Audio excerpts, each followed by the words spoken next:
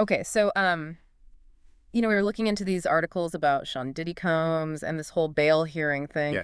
And it's his third attempt now to try to get released Right. before his trial starts in May. Yeah, it's getting pretty serious. Yeah, and it doesn't seem like it's just your run-of-the-mill Right. celebrity court case. It's really not. And I think what's really interesting is the window that it gives us into, Yeah. How the justice system works, especially with high-stakes cases like this. Right. When you have somebody like Diddy involved. Yeah, because, from what I've seen, the prosecution isn't messing around. Not at all. They're really kind of throwing everything they've got at him. Yeah, they're saying he's a danger to the community and a flight risk. And those are two big red flags when it comes to bail decisions. Especially when you consider all the charges that they're bringing against him, right? Yeah, you've got racketeering charges, which that's basically engaging in a pattern of illegal activity as part of an organized enterprise. Right. Okay. And then on top of that, okay, you've got allegations of violent incidents. All right. So not looking good. And, it gets even more complicated because I saw this whole thing about a spliced video. Yes. And I guess the prosecution edited some evidence to protect a witness. Right. But Diddy's lawyers are saying that's not okay. This is one of the things that I think is so interesting about this case. Yeah. Is, we're getting into these questions about, how evidence is presented and how it can be manipulated. Right. And so, you have Diddy's team arguing that this edited version is, distorting the truth. Right. And that the full video needs to be seen by the judge. Yeah, and then there's that whole freak-off thing. Oh, yeah. That was a mess. Yeah, and it did sound pretty messy. Yeah, it was... Hotel room sex worker, allegations of violence, vase getting thrown. Yeah, sounds like a bad night. Yeah. It sounds like a bad night and a big problem for Diddy. Yeah, it's definitely a point of contention. Yeah. Diddy has apologized for it. Right. But the prosecution is definitely using it to, add fuel to the fire. Yeah. That he's got a temper and he's a risk. Right. So let's switch gears a little bit and talk about Diddy's defense. All right. What are they saying to try to get him out on the bail? Well, they're really fighting hard. Yeah. They're arguing, that he's not a flight risk. Okay.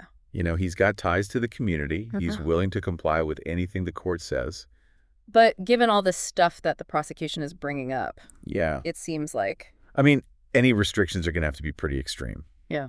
We're talking serious stuff here. Yeah. His lawyers are proposing 204/7 security. Oh, wow. Home confinement. Okay. No phones, no internet. Okay. They're really pulling out all the stops to try and address the judge's concerns. They're trying to show that he'll do whatever it takes.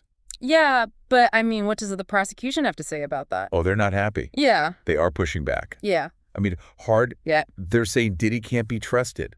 Right. He's shown he doesn't follow the rules. Yeah. And he's going to try and mess with the case if he gets out. Okay, wait. Yeah. Are you telling me he did something else while he was in jail? This is where things get really interesting. Oh, no. The prosecution is claiming that he was using other inmates' phone codes to communicate with witnesses. Oh, wow. And that he even tried to bribe somebody to delete evidence. That's crazy. Yeah, no. So they're using this as proof that he can't be trusted even when he's locked up. That's like something out of a movie. Yeah. It sounds like he was trying to pull strings from behind doors. Yeah. So what does his team have to say about all this? They're trying to downplay it. Yeah. They're saying, those calls were harmless. Just casual chats. No instructions to lie or anything like that. Right. They're saying he was just trying to manage his public image. Right. And respond to the accusations.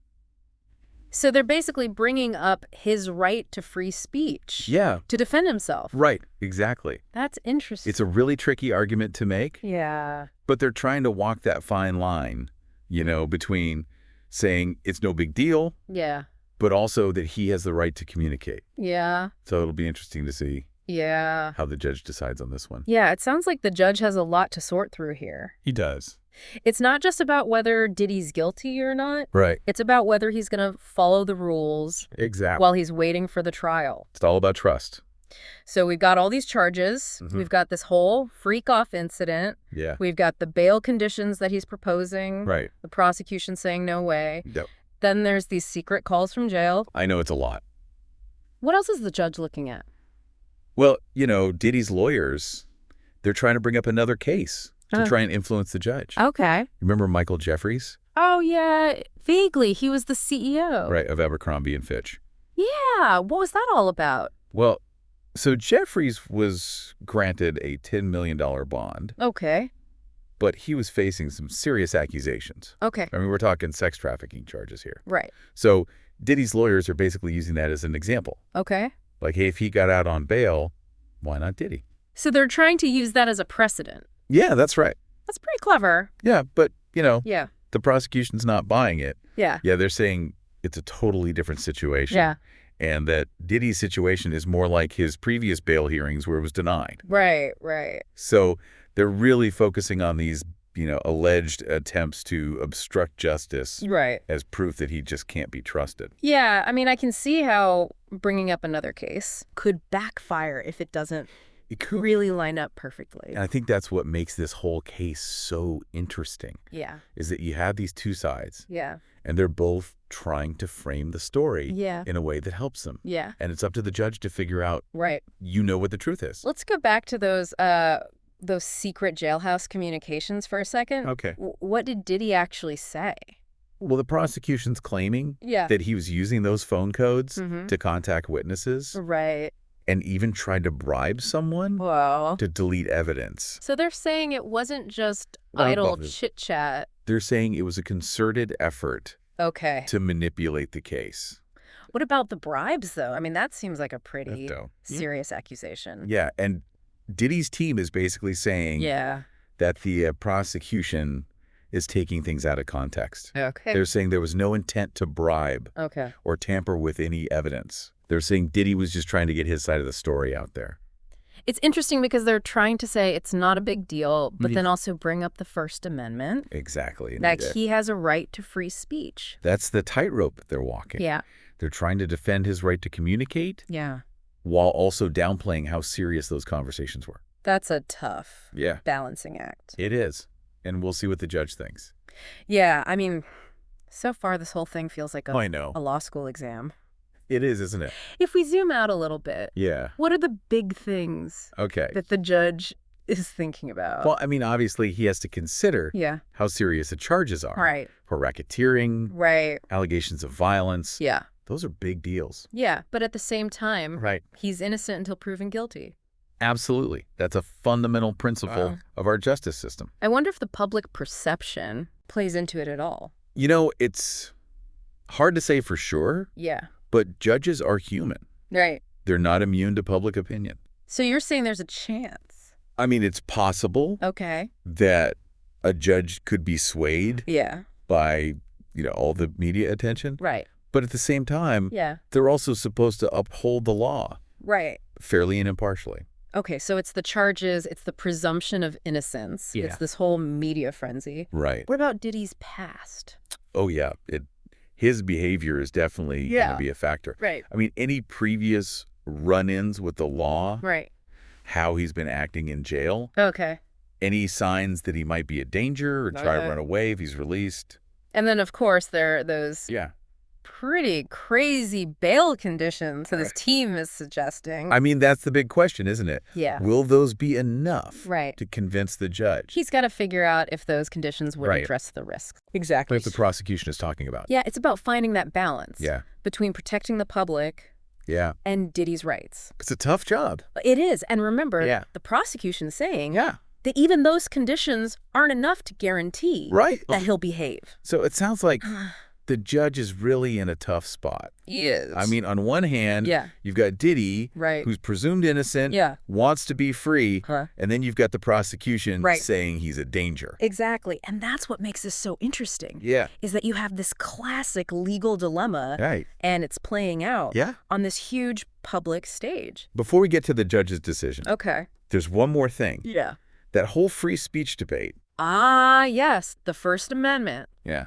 That's a key part of Diddy's defense. Yeah, it seems like they're saying that. Yeah. Even if those communications were iffy. They're still protected. Exactly. But how does that work? Well, when the prosecution says he was trying to obstruct justice. It all comes down to how you interpret obstruction. Oh, okay. Diddy's lawyers are trying to say there's a difference between just talking and actually interfering with the case.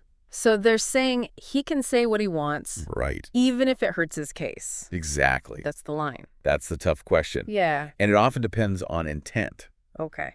Was he just expressing himself? Right. Or was he trying to mess with witnesses or evidence? Man, this is complicated. It is. So how does the First Amendment... Well, it's definitely something the judge has to consider. Okay. He has to balance Diddy's rights with the prosecution's concerns about him interfering. Okay, so we've got the charges, the presumption of innocence, Diddy's behavior, the bail conditions, this First Amendment debate. What else is the judge thinking about? I mean, the prosecution's really saying that those calls are proof that he can't be trusted no matter what. But doesn't that kind of raise some red flags too? Yeah. I mean, trying to silence him completely, doesn't that go against the whole idea of free speech? Yeah. I mean, especially since he hasn't actually been convicted of anything. Right. It seems like a dangerous precedent. Yeah. I mean, where do we draw the line between, making sure the trial's fair and, someone's basic rights? Yeah, it really makes you think. It does. Like, if you're rich and famous, do you have to give up more rights? Right. Just because everyone's watching? It's a slippery slope. Yeah. And it's a really complex issue. Yeah. The judge has to balance Diddy's rights with the prosecution's concerns about witness tampering. Right. And, influencing the jury. Mm-hmm. It's a tough call. So we've talked about the charges, the evidence, the arguments from both sides. This whole judge's dilemma. Right. It seems like this case is about way more. It is. Than just Diddy. It really is. It's about our legal system. Right. And how we balance individual rights. With fairness. Yeah. What's so interesting to me is that we're seeing how communication is changing how we think about legal stuff. Absolutely.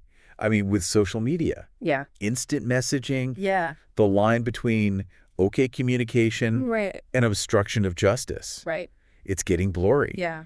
What might have been a normal phone call years ago could now be seen as trying to influence a case. Especially when you've got someone like Diddy. Exactly. With his online presence and everything. This case is really a perfect example of the challenges that courts are facing with all this digital communication. It's like the legal system is trying to catch up. It is. The technology. And you know what the judge decides? Could set a precedent for how these kinds of cases are handled in the future. It makes you wonder what free speech is going to look like when everybody's got this huge platform. I mean, that's a question we're going to be dealing with for a while as technology keeps changing. And this case, with all its twists and turns, really shows us the challenges and the possibilities. So as we're wrapping up this deep dive into Diddy's bail hearing, what's the big takeaway? I think the main thing to remember is that justice is about balance. It's about weighing individual rights against the need for a fair legal process. And, in today's world, that balancing act's getting tougher. Especially with high-profile cases and all this digital communication. Well said to our listener out there. Keep an eye on this case. It's a good one. It's a real-time look at how our legal system works. And who knows? The judge's decision might actually change. It could. The future of free speech